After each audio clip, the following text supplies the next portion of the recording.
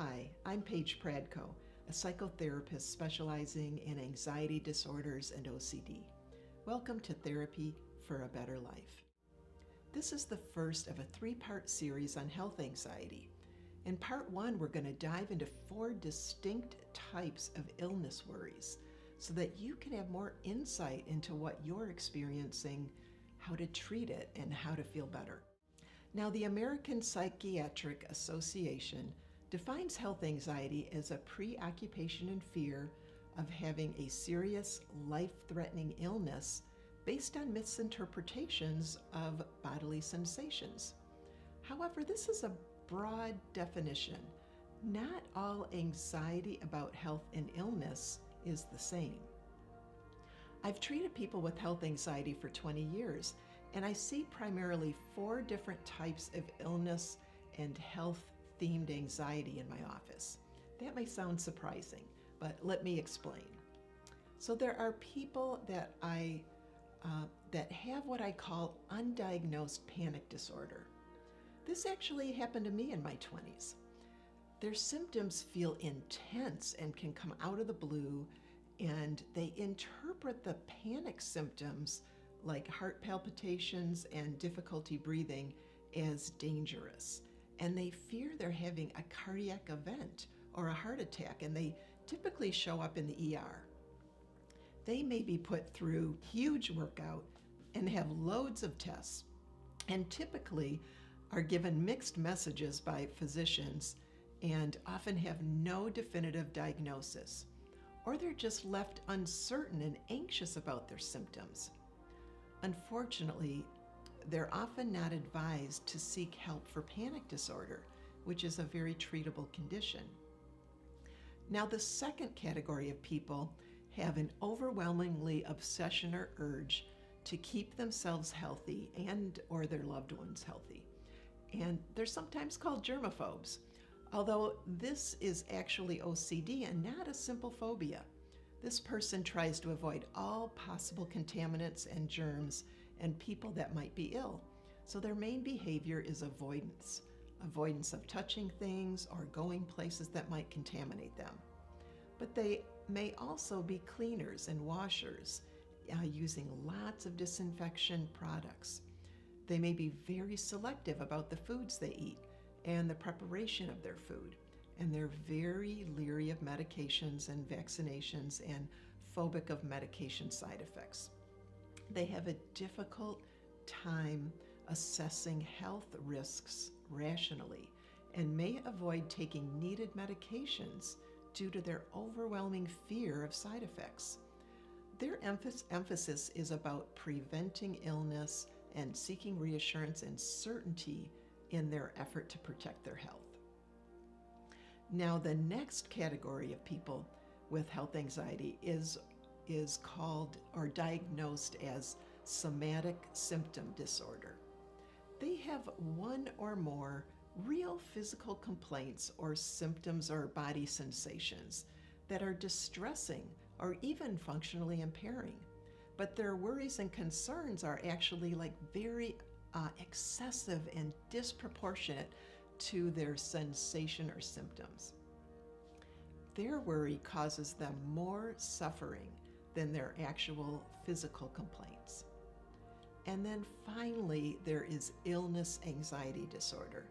The main feature here is the worry and preoccupation with the possibility or fear of having a serious illness.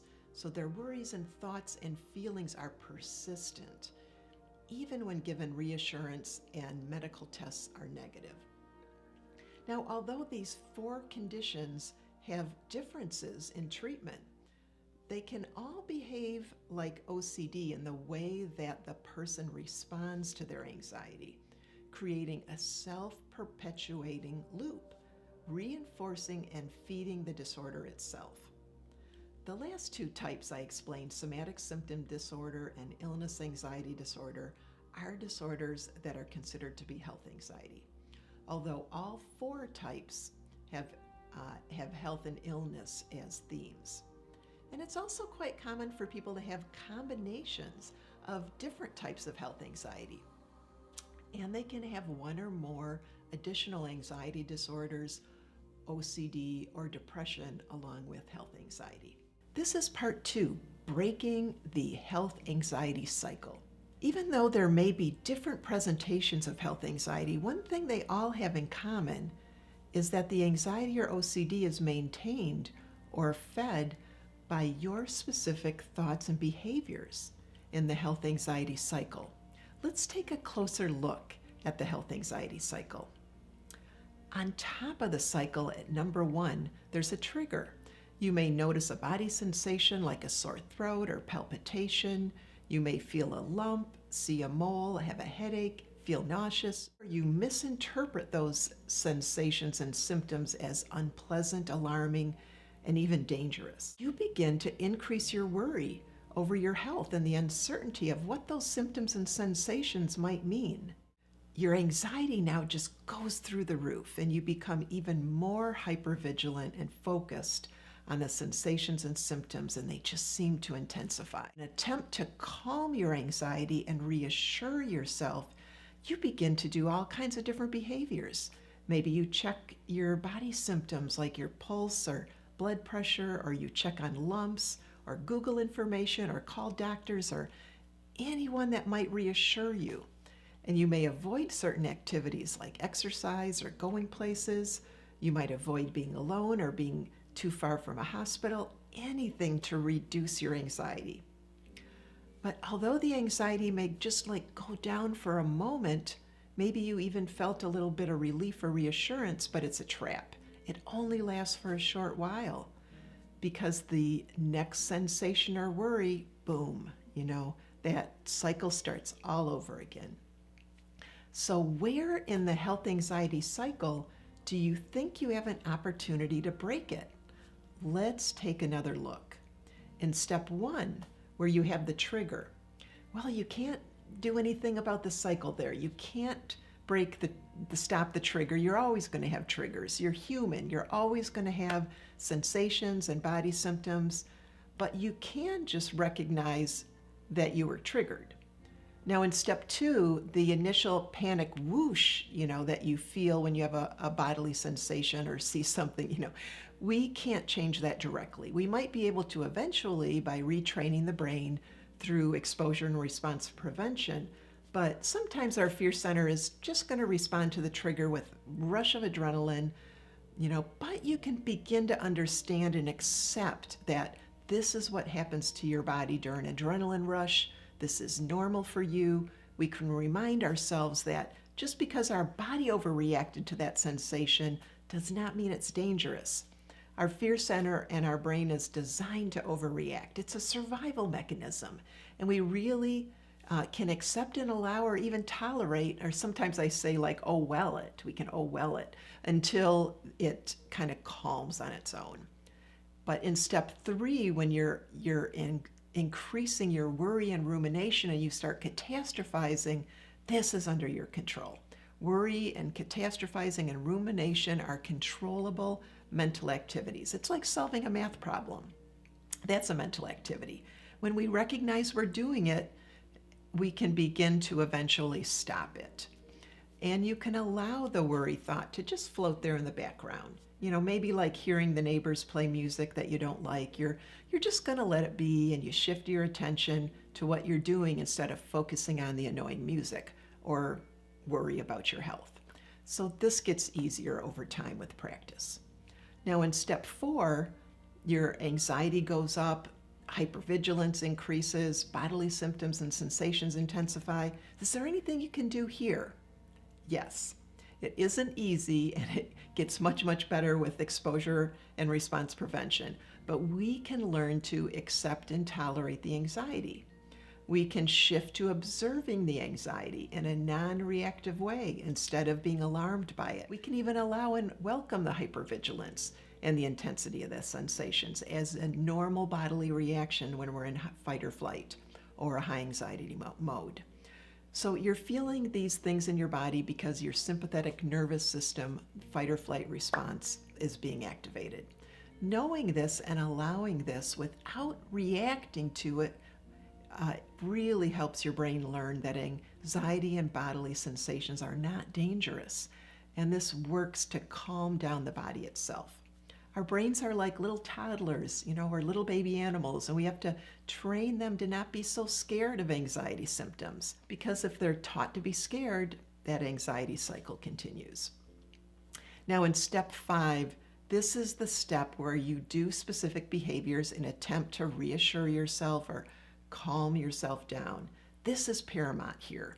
This is the most important part of this talk. Everything that you do to prevent or calm down anxiety is actually making it worse.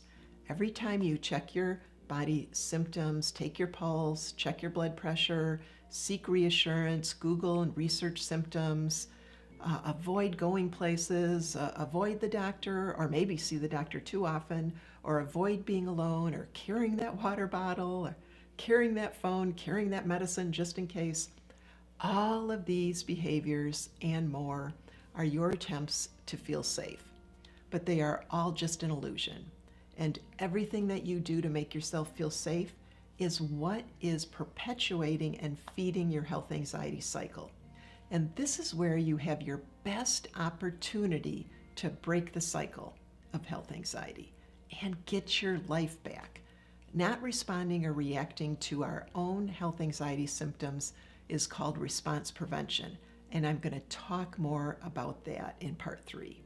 But your brain believes that all of these safety and avoidance behaviors are the only reason that you're still alive, and this is what feeds and maintains and keeps you trapped in that health anxiety cycle. So my number one question from clients is, how do you know?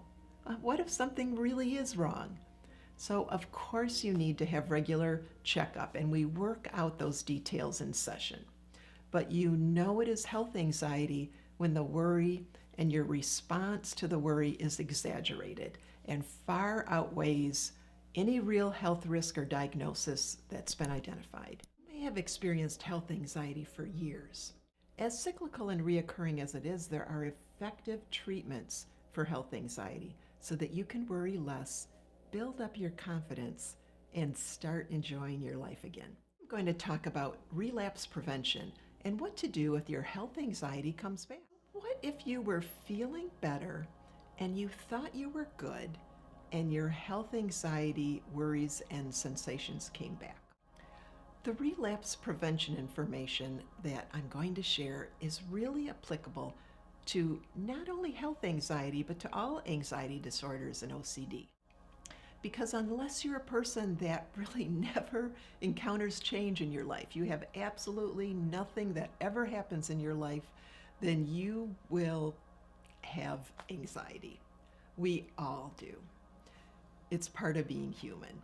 I like my clients to know this and to expect it, because I don't want anyone's confidence to burst after treatment when they thought they were good and only to have a bout of it again later in their life. I always use the phrase, we treat anxiety and health anxiety and OCD. We don't cure it. As humans, we have this built-in alarm system that's just pre-programmed to overreact. Our sympathetic nervous system and our amygdala can just set off the alarm in an instant. And as humans, we have bodily sensations and symptoms, and sometimes we have these unwanted intrusive thoughts and worries, and we have anxiety symptoms that we feel in our body. All of that is normal and not dangerous.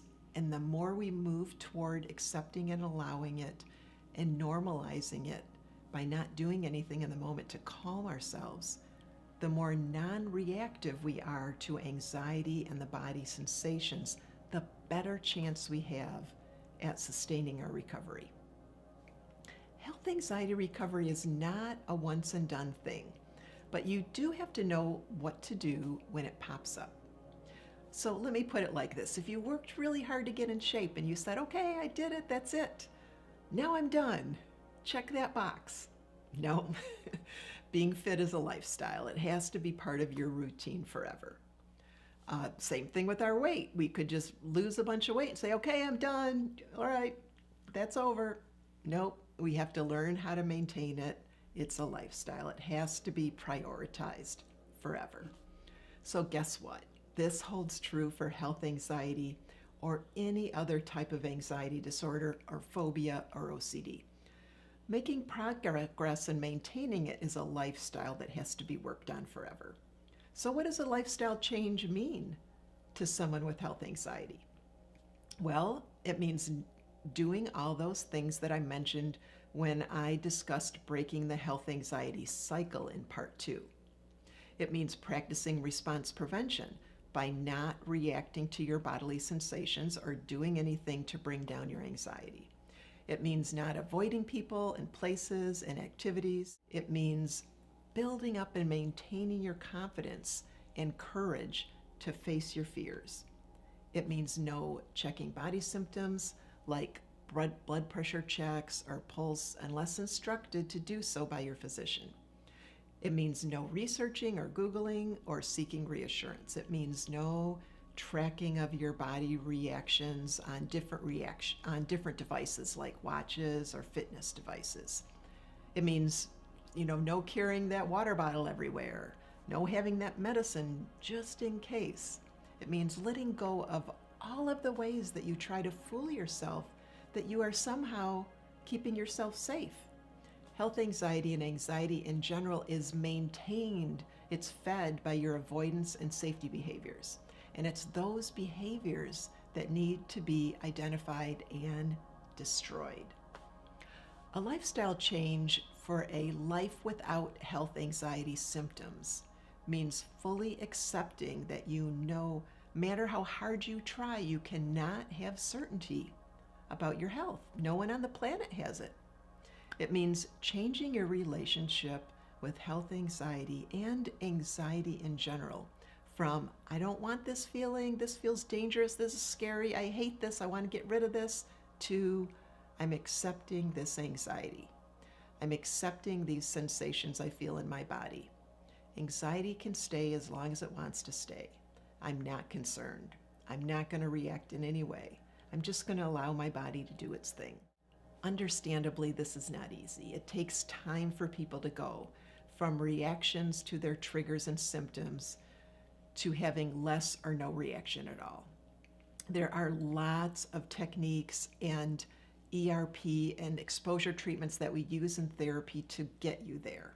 There are situational exposures, interoceptive exposures, imaginal scripts, incidental or in the moment exposures. There's lots of techniques to help you get there. It's a process, and that takes time and commitment. Right now, I'm just introducing you to the overall attitude of allowing and accepting anxiety symptoms in the body, not reacting to them by trying to calm yourself, and instead learning to tolerate and accept that we all live with uncertainty when it comes to our health. So you might be wondering, well, what about meditation? What about exercise? What about yoga, nutrition, walking in nature, socializing? What about all those breathing exercises or progressive relaxation? Aren't those things good for lowering your anxiety? Well, yes, those things are all good, but they cannot be practiced in response to your anxiety in the moment, or the cycle continues. All those things are part of your normal healthy lifestyle. Maybe you do them at the same time every day or every week as part of your overall stress management program and your overall healthy lifestyle, whether you're experiencing an anxiety flare-up or not. So sometimes people make great strides in treatment, but they still set a boundary for themselves. It's like, I'm going to do all those things that Paige says that she's talking about, but I'm only going to do them in my city or my defined area according to certain restrictions so that I feel safe. So there may be, they may be happy with that, and that's great. That might be one level of their recovery, but they're more likely to have a relapse in their health anxiety or other anxiety disorders because they still hold this overall belief that anxiety symptoms in their body and sensations are dangerous. They haven't changed their relationship with anxiety in their body. They'll have to make this change to this overriding belief to one of more acceptance and welcoming of anxiety symptoms, or at least to a more unconcerned, non-reactive stance to have more lasting change. The most critical aspect to overcoming any anxiety disorder, including health anxiety, is the ability and willingness to embrace anxious feelings and sensations and become less fearful of them. So if you're wondering if you may suffer from health anxiety, please see the description below for a link to a free and easy health anxiety assessment.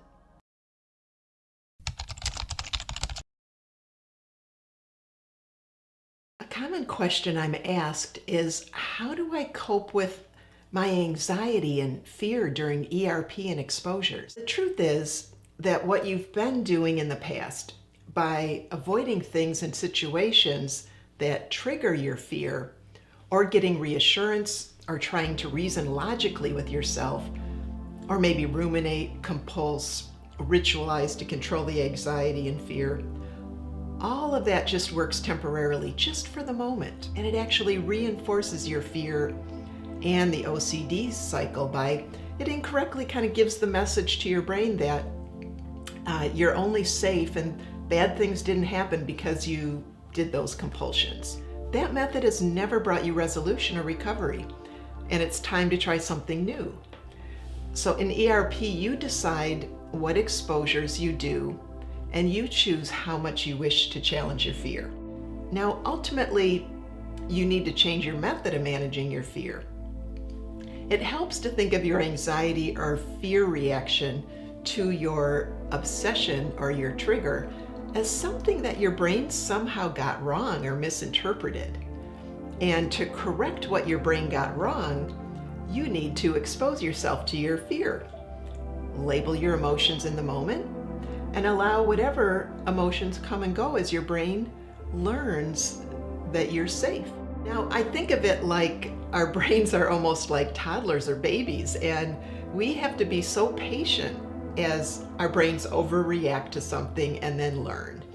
Have you ever seen a baby look at something or someone and then all of a sudden they just burst into tears, and the parent stays calm and doesn't overreact, and soon the child learns that the scary thing is not really scary.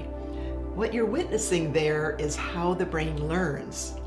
And we can recognize that process in ourselves, in our own brains, and allow ourselves to feel things intensely, emotionally, but also be willing to go through that learning experience that we're safe.